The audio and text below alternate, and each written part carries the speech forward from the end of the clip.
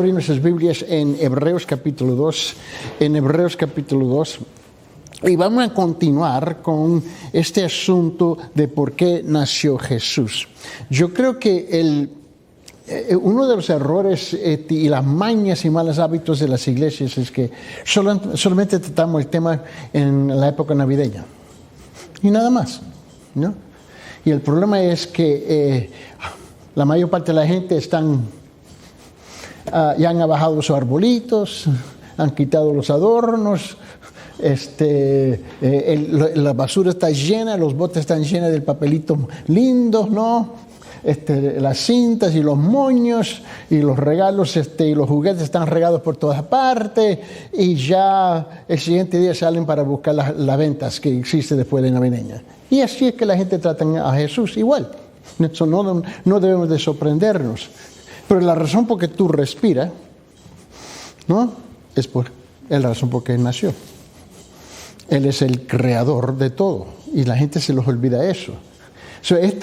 Esta pregunta va más allá de la época navideña. Más allá. Vamos a abrir nuestras Biblias aquí en Hebreos capítulo 2. Y note bien conmigo del versículo. Mi costumbre es siempre leerlo en su contexto antes de detallar el versículo que vamos a tratar. Y en Hebreos capítulo 2, versículo 9 hasta el 18, dice: pero vemos a aquel que fue hecho aún un poco inferior a los ángeles, es decir, a Jesús, coronado de gloria y honor y a causa del padecimiento de la muerte, para que por la gracia de Dios probara la muerte de todos. ¿Por qué? Porque convenía que aquel que para quien son todas las cosas y por quien son todas las cosas, llevando muchos hijos a la gloria, hiciera perfecto por medio de los padecimientos el autor de la salvación de ellos. ¿Por qué? Porque tanto el que santifica como los que son santificados son todos de un Padre, por lo cual Él no se avergüenza de llamarlos hermanos, diciendo: anunciaré tu nombre a mis hermanos, en medio de la congregación te cantaré himnos, y otra vez yo en él confiaré, y otra vez he aquí yo y los hijos que Dios me ha dado. Note que aquí esto es parte de un diálogo que está sucediendo entre el Padre y el Hijo. Versículo 14. Así que por cuanto los hijos participan de carne y sangre, e igualmente participó también de lo mismo. ¿Para qué? Para anular mediante la muerte el poder de aquel que tenía el poder de la muerte, ¿quién es? Es decir, el diablo. Y librar a los que por el temor y la muerte estaban sujetos a la esclavitud durante toda la vida. ¿Por qué? Porque ciertamente no ayuda a los ángeles, sino que ayuda a la descendencia de Abraham. Por tanto, tenía que ser hecho semejante a los hermanos de todo, a fin de que llegara a ser un misericordioso y fiel sumo sacerdote en las cosas que a Dios atañe, para hacer propiciación por los pecados del pueblo, pues por cuanto Él mismo fue tentado en el sufrimiento, es poderoso para socorrer a los que son tentados. Note bien que aquí hay un sinfín de cosas solamente en versículo 9. Solamente en versículo 9 hay un sinfín de cosas doctrinar profundas que la tendencia es pasarlo por alto, simplemente porque tenemos prisa. ¿Y qué es lo que manda? El reloj, ¿no? El reloj manda el tiempo. No era igual como en la época de Jesús o de Pablo o de los discípulos, que cuando uno entraba en la sinagoga, ellos estaban ahí por mediodía. Ellos estaban por mediodía. Ellos estaban pero bien afirmados en que iban a oír la voz del Señor. Hoy el tiempo nos apremia. El tiempo hoy día es 40 minutos, 50 minutos y chao, bye bye, arrivederci, y nos vamos, ¿no? No hay ese tiempo. Y una de las cosas que yo había dicho anteriormente es que la primera vez que Cristo vino fue a matar el pecado en los hombres.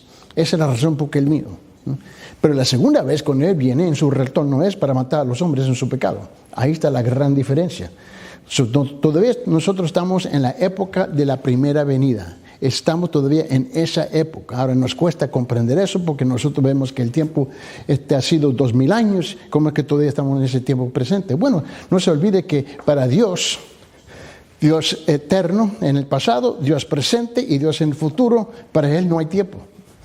Para Él, este tiempo que tú y yo, esta época que tú y yo estamos viviendo, es así. Es así. Pero tú y yo estamos envejeciendo y esa es la realidad. Tenemos que esperar que el Señor nos lleve.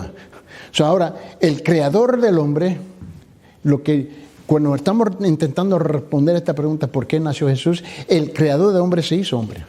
Otro concepto que nos cuesta captar y entender. ¿Cómo que puede ser eso? Nosotros tenemos que entender que la encarnación nunca habría sido necesaria si no fuera por el pecado. ¿Por qué nació Jesús? Otra vez, Él vino a matar el pecado en los hombres. La segunda vez que Él regresa, va a ser para matar a los hombres que están en sus pecados. Esa es la gran diferencia entre las dos épocas. La gente está bien, bueno, yo no puedo esperar hasta que regrese el Señor Jesús. Yo sí. No porque yo espero vivir más años, porque yo no tengo esa esperanza, ¿entiendes? Pero porque yo deseo que la máxima cantidad de gente pueden oír el mensaje y pueden entrar en el reino de Dios. Aún incluso mis enemigos. ¿Por qué? Porque en una época yo fui enemigo del Señor. Piénsalo bien. Eso es algo que va en contra de nuestros pensamientos, de cómo que nosotros debemos de pensar este asunto. Bueno, yo no deseo el infierno para mis enemigos. Yo no deseo ni siquiera la justicia para mis enemigos. ¿Por qué? Porque si aplicamos la justicia por un lado de la moneda, se tiene que aplicar la justicia por el otro lado de la moneda. Y la verdad es que ninguno de nosotros calificamos por la justicia de Dios. Estamos automáticamente condenados simplemente por haber nacido con nuestra naturaleza pecaminosa. Lo que nosotros deseamos es misericordia. Ahora, yo no estoy feliz con lo que hizo mi enemigo. Eso no me va a malinterpretar. Pero lo que yo quiero es misericordia. ¿Por qué? Porque yo sé que lo que el hombre siembra, cosecha. Ahí está. Si yo voy a sembrar el odio, vale más abrochar el cinturón, ponerme el chaleco de antibalas, ¿no? Y el casco, porque yo voy a tener que recibir lo que yo estoy sembrando. Vale más que comprendamos que la razón por que Él nació tiene un sinfín de razones, pero ese nacimiento, ¿ves?, va juntamente con su muerte. Y es una obra completa, total, ¿no? Y si nosotros reconocemos eso, tenemos que reconocer que el Señor, ¿ves?, tiene varias cosas. Ahora, si se recuerda la última vez, habíamos hablado que hay 5 cosas que hallamos en estas escrituras que acabamos de leer aquí en Hebreos, en capítulo 2, del versículo 9 en adelante. Ahora, el versículo 9 es el versículo más largo en términos de expositar, en términos de enseñar, porque cada frase dentro de este versículo tiene un sinfín de cosas profundas. Y note bien que aquí le había dicho, primeramente, hay 5 cosas que Jesús fue porque Él murió. Primeramente, Él fue nuestro sustituto, y ahí donde nosotros estamos estancados, nos hemos parqueado, hemos estacionado nuestro vehículo ahí, que Él fue nuestro sustituto. Ahora, ¿quién está dispuesto a tomar el lugar de otra persona en su castigo? Yo no conozco a nadie. Vamos a ser francos. Aún en momentos dados, en momentos difíciles, una madre y un padre está dispuesto a sacrificar su vida por su hijo. El hijo no comprende eso. No lo capta para nada. Ahora, ¿cuántos hijos están dispuestos a dar su vida por sus padres? Muy pocos. Muy pocos. ¿Por qué? Porque no tienen todavía la madurez, el entendimiento de lo que significa un sacrificio. Pero muchas veces un padre y una madre están dispuestos a dar su vida por sus hijos. Porque ellos ven algo más allá de ellos mismos. El joven solamente ve el mismo. Yo. Es igual. El padre envió a su hijo con el propósito de dar su hijo aún para un pueblo que le iba a odiar. ¿Te puedes imaginar eso? Una cosa es dar tu vida por tu hijo, otra cosa es dar tu vida por alguien que te odia. Eso no entra. No entra.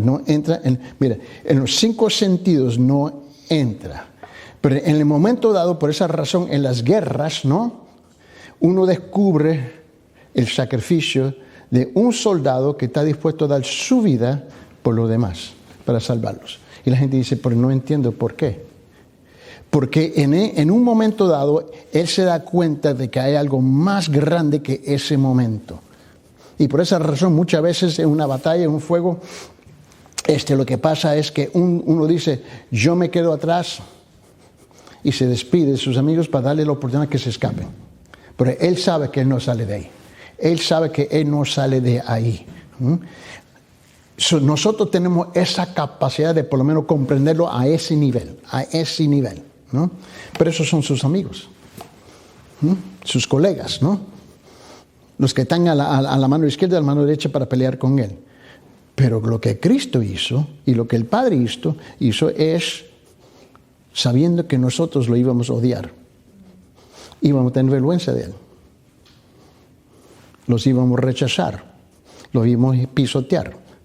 Nosotros somos capaces de hacer un sinfín de cosas en contra de él. Y él es como una madre que ama a su hijo, sabiendo que él es un malvado, sabiendo que él es irrespetuoso, que y todavía lo ama. ¿Por qué?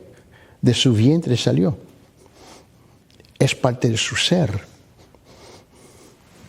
Bueno, el Padre, que es nuestro Creador, nos hizo, pero sabiendo en dónde íbamos a nacer, en un mundo corrupto, un mundo caído, un mundo contaminado. Más bien sabía de antemano que íbamos a nacer en un mundo pecaminoso y que esa influencia iba a tomar el control de nuestras vidas de una forma o de otra. Yo lo puedo negar todo lo que yo quiera, pero no puedo negar la verdad. Es que yo vivo en un mundo contaminado, pecaminoso, y esa es la realidad que yo voy a tener que luchar y pelear. Pero también me dio la gracia por su Espíritu Santo, por su palabra, por la persona de Jesucristo, de poder navegar este mundo caído. Ahora con él dice aquí en versículo 9, por favor, vamos a regresar ahí y note bien. Y dice, pero vemos aquel que fue hecho un poco inferior a los ángeles, es decir, a Jesús coronado de gloria y honor a causa del padecimiento de la muerte, para que por la gracia de Dios probara la muerte por todos. Por la gracia de Dios, mire, dice, probara la muerte por todos, ¿no?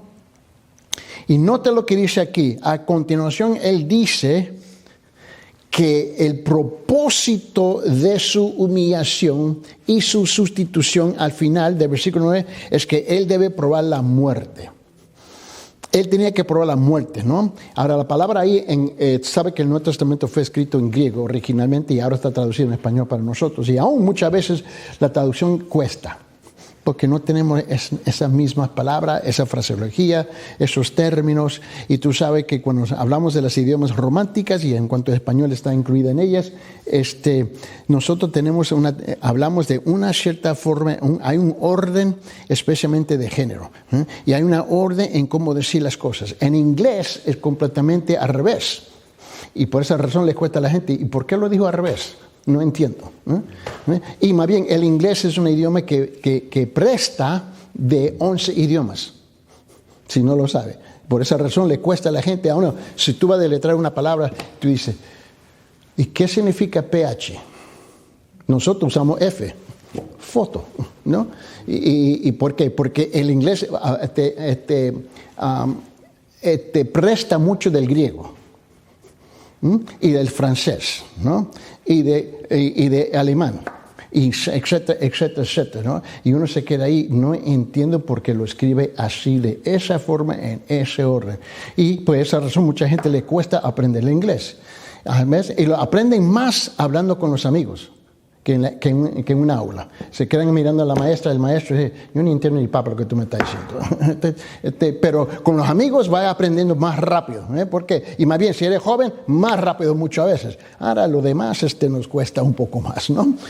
Pero, y lo que pasa muchas veces en el español, no tenemos la facilidad de traducirlo en una forma en el mismo sentido que en griego.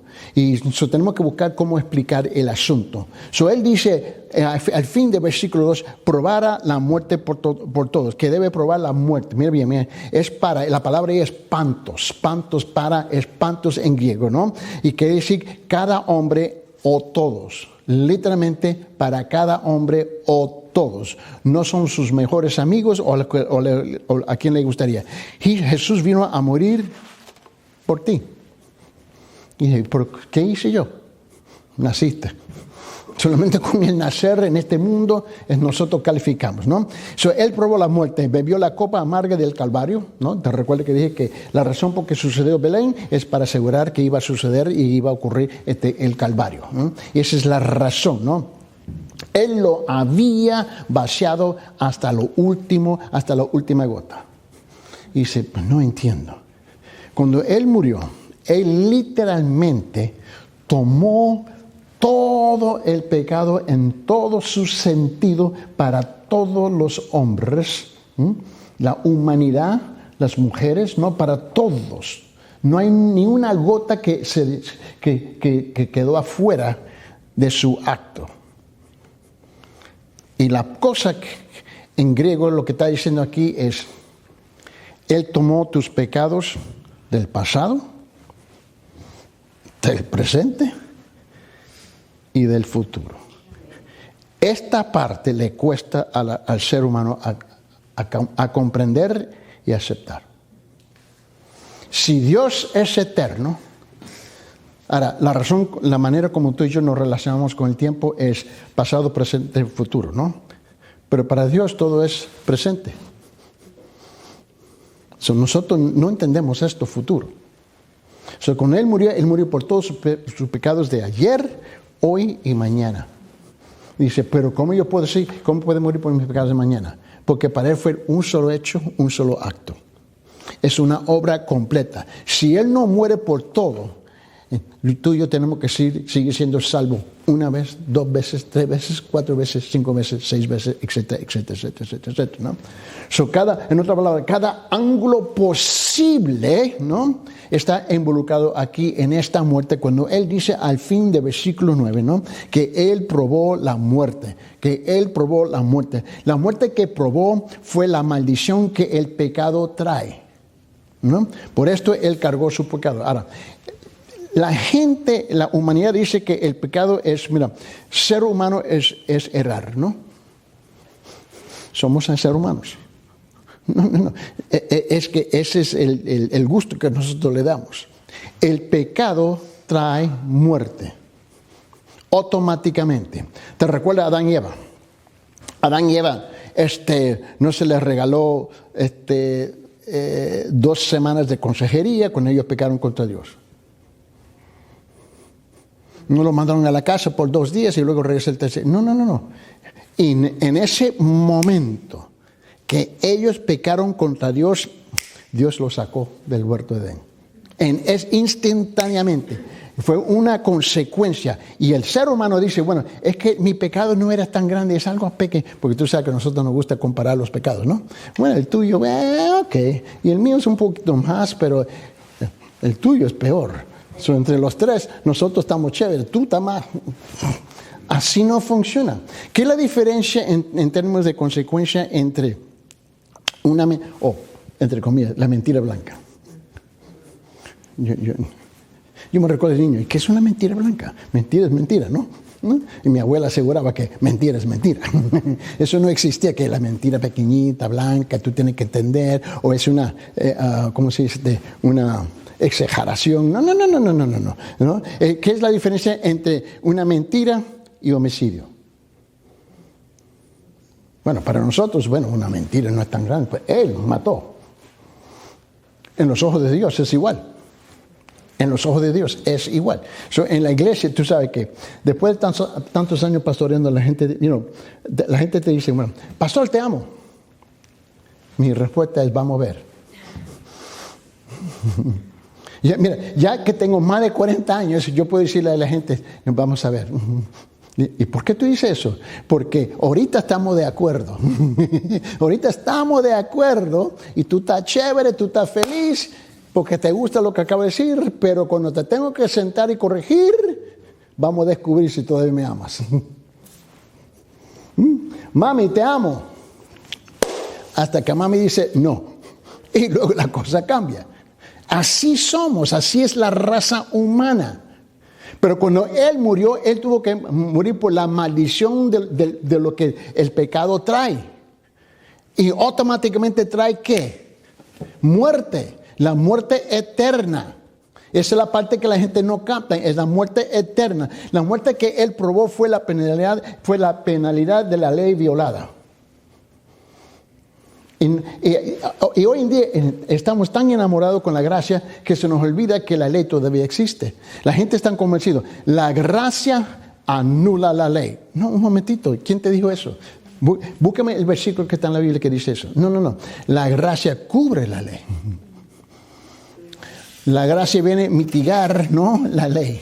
La gracia viene a sacarnos de las consecuencias, pero la ley todavía existe. Dice, no, la ley no existe. Un momentito. A ver, los 10 mandamientos todavía no existen. ¿Tú puedes hacer lo que te da la gana, matar a una persona en la calle? No, hombre. ¿Tú puedes robar sin consecuencias? No, hombre. La ley todavía existe. Por esa razón tenemos que compartir el Evangelio y responder a esta pregunta de por qué nació Jesús. Con este propósito. Note bien que la muerte que Él probó fue la plena manifestación del poder del diablo arrojado a su persona. Literalmente. Cuando Dios ve el pecado, Él ve el diablo. La gente me dice, mira mi criatura que acaba de nacer, y me recuerdo años atrás, vino a presentar una criatura que acaba de nacer en la iglesia, y yo dije, mi angelito, no, lo que tú no sabes es un diablito, no te das cuenta, es un diablito, y no te vas a dar cuenta, tú vas a descubrir, mira, a ver, ¿cuál fue la primera palabra que los hijos aprenden? Es no o sí. No. Y nunca le enseñaste la palabra no, ¿verdad? Nunca le dijiste, ok, hija, repite conmigo, no. No. Automáticamente está, porque en la naturaleza del ser humano, él o ella sabe cómo rechazar. Ellos saben muy claro, le tienen que enseñar sí, ser obediente, ¿no? No. Bueno, y me recuerdo que los padres se me quedan mirando, ¿cómo? Yo decía, a ver, ¿qué palabra aprendiste? No o sí primero. No. ¿Y quién te enseñó? Nadie. Eso es lo que tú vas a tener. La verdad es que hay detrás de esa cosita pequeña que se nombra el pecado está este gigante diablo. Y es lo que la gente no capta y no entiende. Cuando Dios dice, pecaste y tienes que pagar el precio. ¿Te me asientas o te asiento? ¿No? ¿Te arrepientes o te voy a forzar, te voy a asegurar las circunstancias de tu vida para llevarte al arrepentimiento? Y para la mayor parte de la gente no se arrepienten voluntariamente. Ellos tienen que sufrir. Y cuando ya están hartos y cansados de las consecuencias, ok, Señor, me rindo. Él dijo,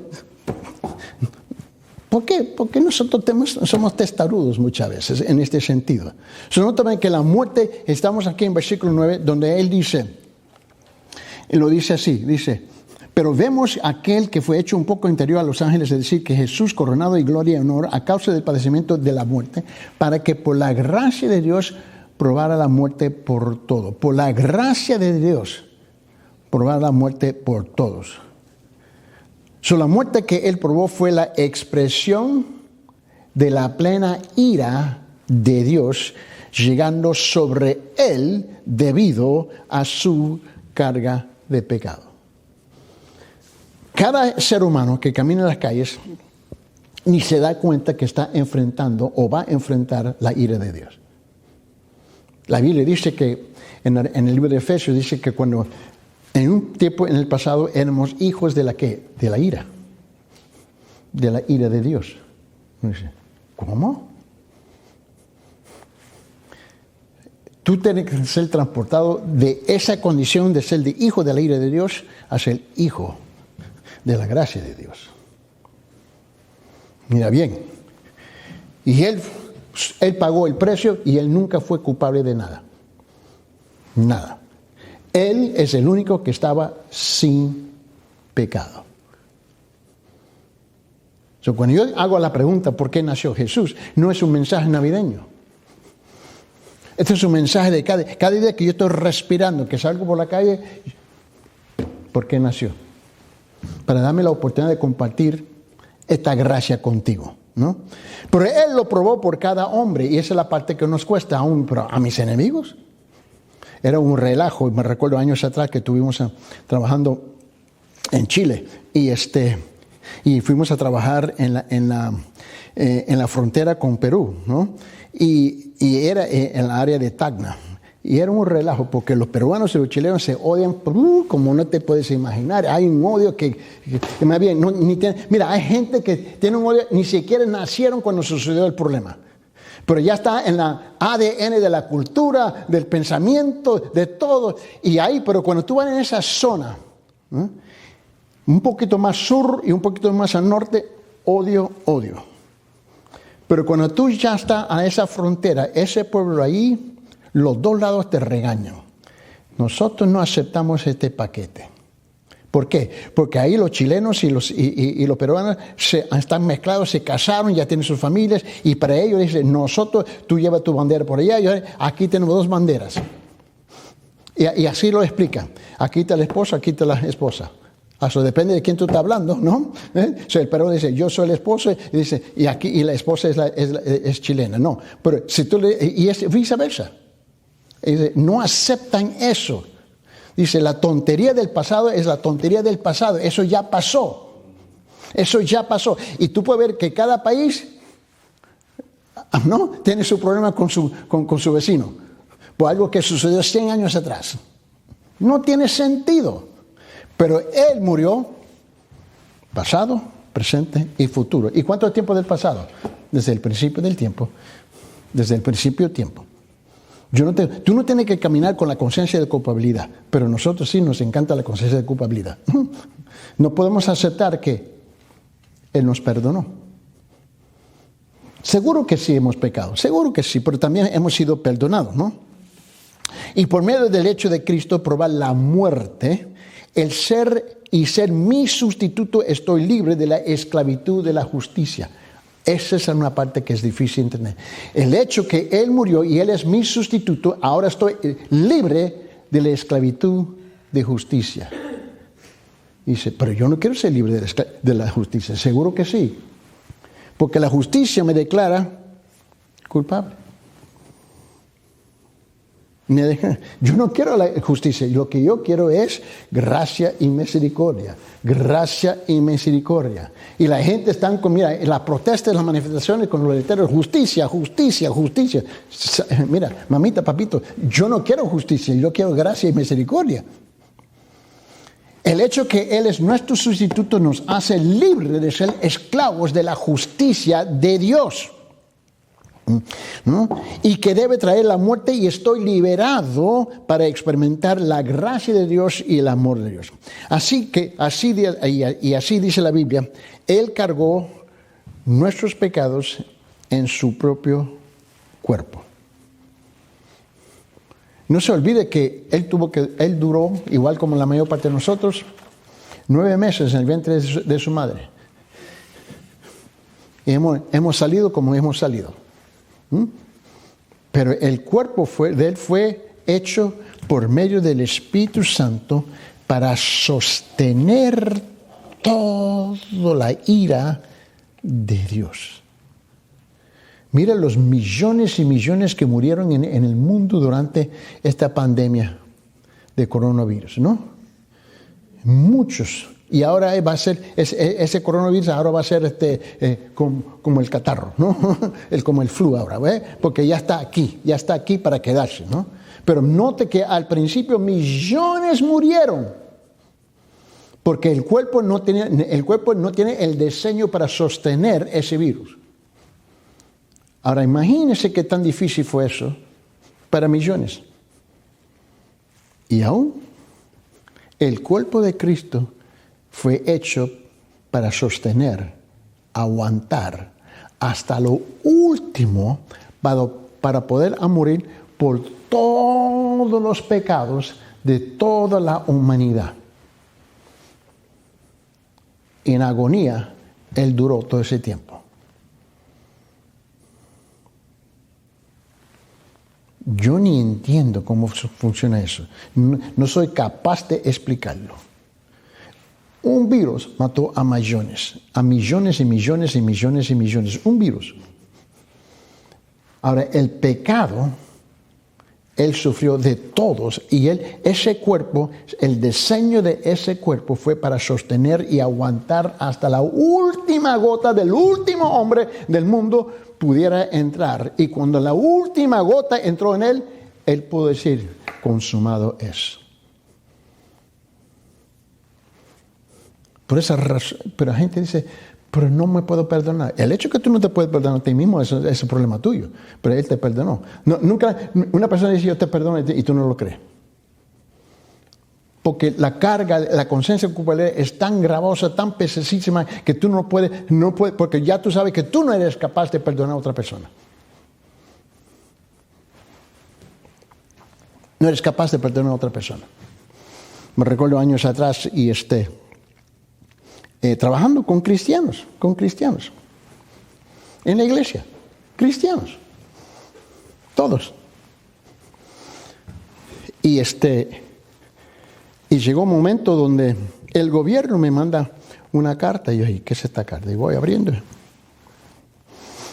Y estos benditos cristianitos, que lo conocía por años y años, le di trabajo, le pagué, hice todo en la construcción, para descubrir más tarde, porque en esa época no tenía lo que existe ahora, me dieron los nombres chuecos, seguro social chuecos, y ahora yo tenía que tomar una decisión, y yo fui con ellos, ¿y por qué me mentiste?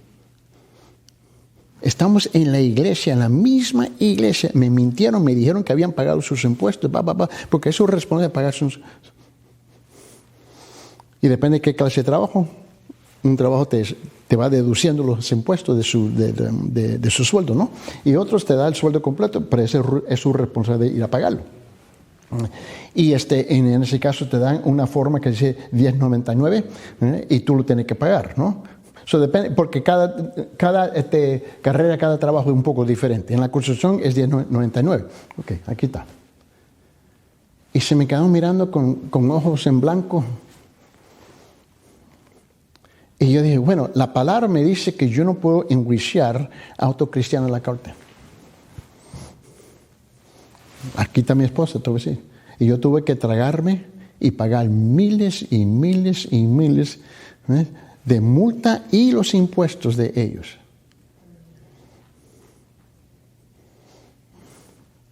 Y la cosa es que de repente yo era el malvado. ¿Qué cosa? No te pueden mirar en la cara. Comenzaron a desaparecerse uno por uno. Pero al fin uno me dijo, perdóname. Yo dije, perdonado está. Pero no lo creo. Ese es problema tuyo. No, es como cuando una persona está orando y orando por una cosa. Es como uno está orando por tal cosa y lo recibe. ¿Y cuál es la primera palabra que traspasa sus labios? No lo creo. Así no somos. Somos interesantes, ¿no? Y la cosa es que le dije a él, perdonado. Y él no podía aceptar que lo había perdonado. Y le dije, mira, dame un abrazo. ¿Okay? Sigue caminando con el Señor. Ahora, ninguno me ofreció a pagar. Ni un vellón, ni un centavo. Nada. Pero dije, perdonado está. Pero cuando yo entraba en la plataforma, no me podía mirar. Así estaba en todo el templo de culto, así, con la vista para abajo. Y bueno, con el tiempo voy descubriendo que está perdiendo el cabello. Con el tiempo lo voy notando. Pero la cosa es que se está poniendo canoso. Lo puedo ver. Pero ¿dónde está la vista? ¿Dónde está el calor de la relación que teníamos antes? Ya no existía. Ya no existía. Perdonado está. Y nos cuesta a nosotros aceptar el perdón. ¿Por qué? Porque también sabemos que no somos capaces de perdonar a otra persona tampoco. Años y años atrás, yo y mi esposa con una pareja, me recuerdo que estaban con una tremenda necesidad. Y más bien, y nos pidieron ayuda, y dije, bueno, ¿qué? Y le dimos un dinero, y era prestado, y Y se alejaron y no entiendo esto. Y aún nos veían de una larga distancia y cruzaban la calle, se iban por otro lado. Y yo, estamos en la misma iglesia. ¿Qué está pasando aquí? Y me di cuenta de algo. Yo y mi esposa nunca prestamos dinero después de esa experiencia. Yo dije, ¿qué está pasando entre nosotros? No entiendo. Dije, es que no te puedo pagar. Olvídate. Pero no podía aceptar, olvídate. Si tú tienes una necesidad, yo lo tengo y yo te lo doy. Pero no te voy a prestar. ¿Sabes por qué? Porque te convierto a ti como un esclavo como mi esclavo. Cuando yo te presto, tú sientes ese deber, esa obligación. Yo tengo que pagarlo, ¿no? Y cuando tú no puedes pagarlo, la otra alternativa es alejarse, ir corriendo. Y dije, está bien, no preocupéis. Mira, en esa ocasión yo y mi esposa aprendimos algo. Jamás hemos prestado. ¿Cuánto tú necesitas? Yo lo tengo, yo te lo doy. ¿Me lo vas a dar? Sí, no lo voy a prestar. ¿Por qué? Porque te convierto en mi esclavo. Y yo sé cómo esto va a terminar. Mira, la persona que está buscando un préstamo es ¿por qué? Porque no tiene. Y si no tiene, ¿cómo piensa que lo van a pagar de nuevo? Piénselo bien. Nosotros tenemos que entender que Él murió pagando nuestra deuda 100% que éramos incapaces y no estamos calificados para pagarlo. Él lo pagó. Y hay gente que, mira, para la mayor parte de la gente le cuesta aceptar que tú lo has perdonado. Pero les cuesta y la mayor parte se alejan de ti. No porque tú le has hecho un mal, le hiciste un bien. Le hiciste un bien y ellos no pueden aceptar eso. Y cuando yo voy a confrontarlo, ¿pero por qué? Es que no creo que yo pudiera haber hecho igual. ¿O sabes qué? Pero Cristo sí. Hay gente que me han dicho, yo no puedo aceptar el amor de Cristo porque no creo que Él me puede perdonar. No conoce que yo soy tan malo, tan vil, tan vulgar, yo soy tal cosa. Eso es lo que tú me estás diciendo, que eres más grande que el diablo. Peor que el diablo. Eso es lo que tú me estás diciendo. Eso es lo que... Bueno. ¿O sabe qué? Cristo venció el diablo. Nos cuesta recibir la gracia de Dios, nos cuesta. Y mantener la relación igual. Porque siempre tenemos esa cosita que yo me la tengo que ganar. Yo tengo que hacer algo. Yo tengo que poner mi parte. Pero si tú no tienes una parte que poner, ¿qué es lo que tú vas a poner? Ponga tu presencia. Es igual. Tú invitas a un grupo de gente y algunos traen algo de comer, otros no. Y el que no llega. Yo no te pedí que venga con algo, yo pedí que venga a disfrutar. ¿No? ¿Te recuerda el discurso en el libro de los Corintios cuando Pablo dice y él regaña a los corintios y especialmente a los que tienen dinero, que tenían la lana y que tenían la comida, porque ellos estaban disfrutando en los banquetes y el pobre llegaba y no tenía nada? En la presencia de Dios somos igual. Todos somos igual. Todos somos igual. Y el hecho que Él se hizo para nosotros, por nosotros, se hizo pecado por nosotros, que no conoció pecado, que nosotros fuésemos hechos justicia de Dios en Él.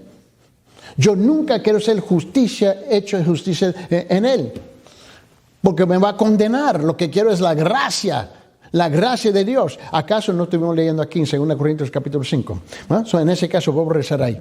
2 Corintios capítulo 5, versículo 21, y dice, al que no conoció pecado, le hizo pecado por nosotros para que fuéramos hechos justicia de Dios en Él. Ahora mira bien, al que no conoció pecado, ¿quién no conoció pecado? Jesús.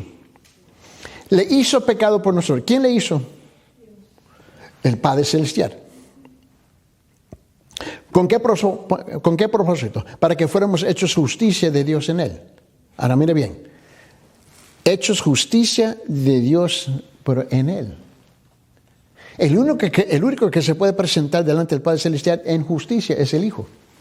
Es en Él. En Él. Mire lo que Él dice. También es una frase que indica la causa de su sustitución. Esto es algo tremendo. Mira, abajo, mire, él dice aquí, en versículo 9, Hebreos capítulo 2, pero vamos a rezar. En Hebreos capítulo 2, versículo 9. Abajo, cerca del versículo 9, dice que hizo todo esto por la gracia de Dios. Yo ni entiendo, por la gracia de Dios.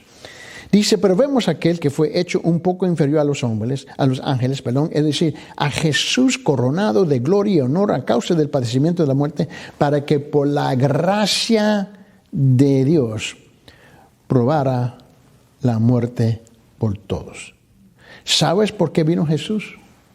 No porque usted y yo le pedimos o lo merecíamos, sino porque Dios lo diseñó amablemente. Así no fue. Note que la salvación viene de Dios. La libre, amorosa bondad, si lo puedo decir así, la gracia absolutamente inmerecida de Dios, no la ganamos. No hacemos algo por Dios que no puede decir, bien, está tan grande que usted lo merece, mi hijo. Es que no la ganamos. Y no, el ser humano es yo tengo que poner algo para indicar que yo me la gané. A mí me encanta la gente que me dice, mira, yo no necesito Dios. Yo me gané esta vida. Yo me compré esa casa, ese carro. Yo tengo esta carrera, yo tengo esto y esto. Yo lo hice. Ok. Una pregunta. ¿Y quién te dio a ti la habilidad, los dones, la capacidad para hacer eso?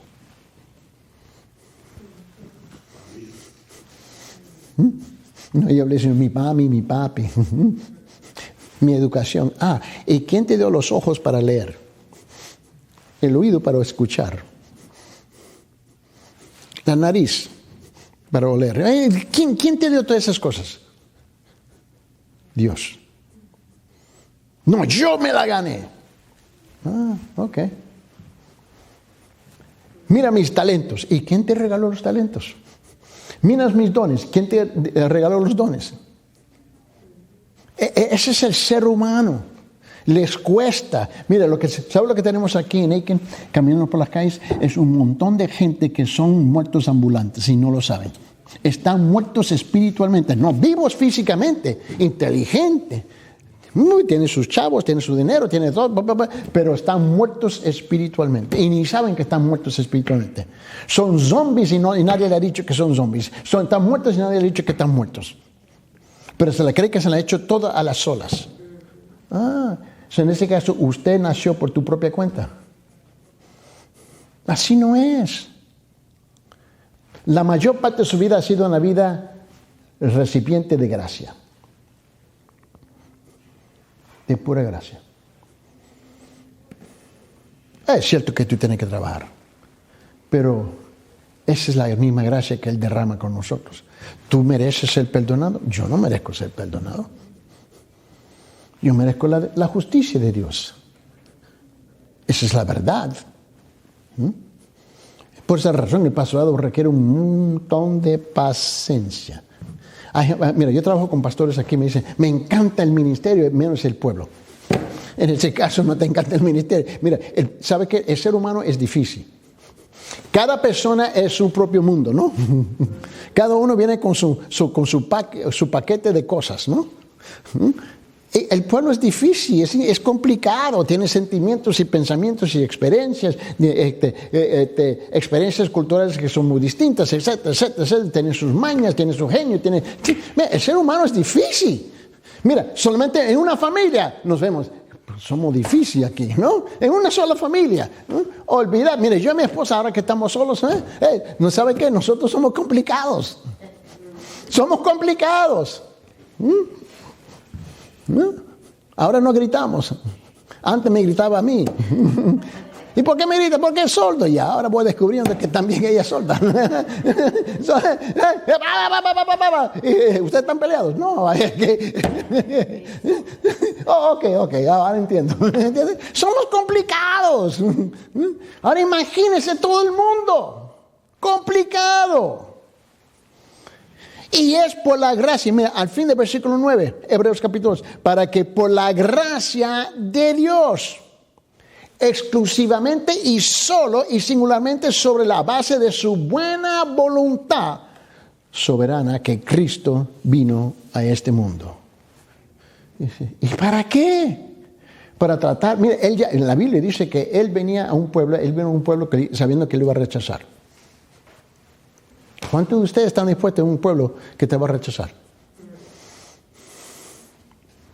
Bienvenido a Aiken, ¿no? Bienvenido a Aiken, ¿no? ¿Por qué?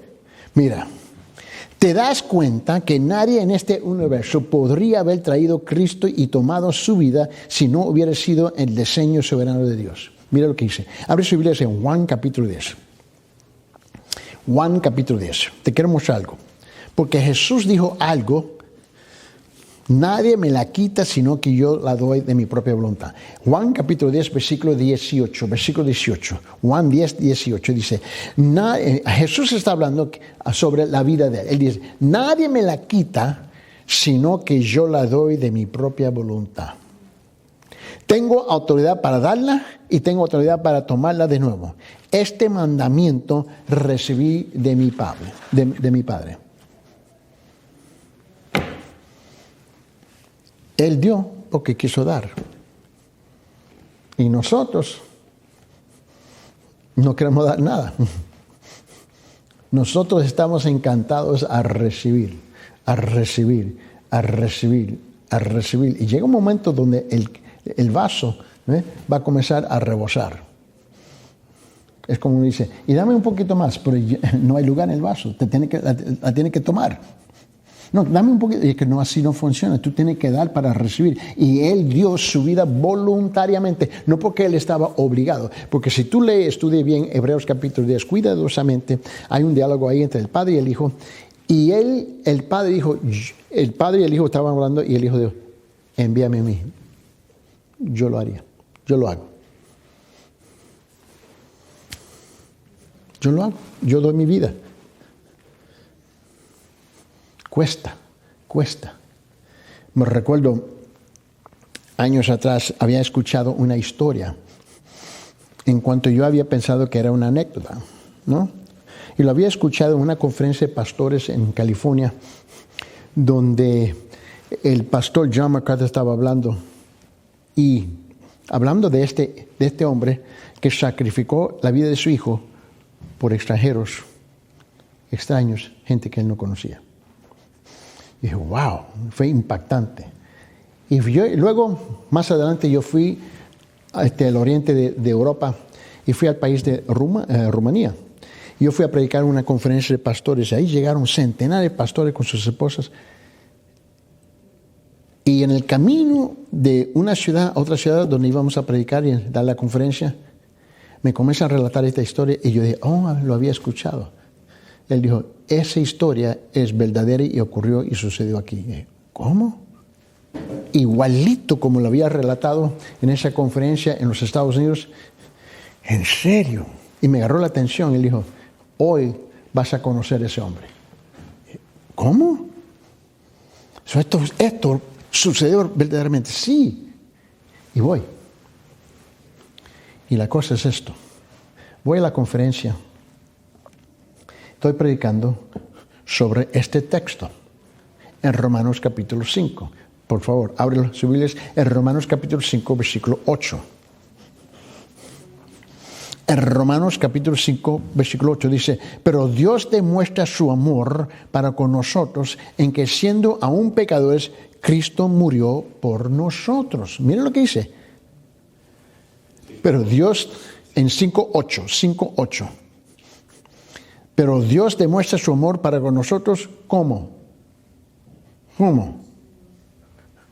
En que siendo aún pecadores, ¿qué pasó? Cristo murió por nosotros. Y yo estaba predicando ese versículo, porque era de 10 horas de enseñanzas y había tiempo de recreo y tiempo de receso. Y luego cuando dije, bueno, vamos a tomar nuestro primer receso, y vienen unos pastores y me presentan a ese señor. Él dijo, yo he tenido que vivir eso. Pero van a tener que esperar hasta el próximo domingo. Me dijeron ya, Vamos a orar.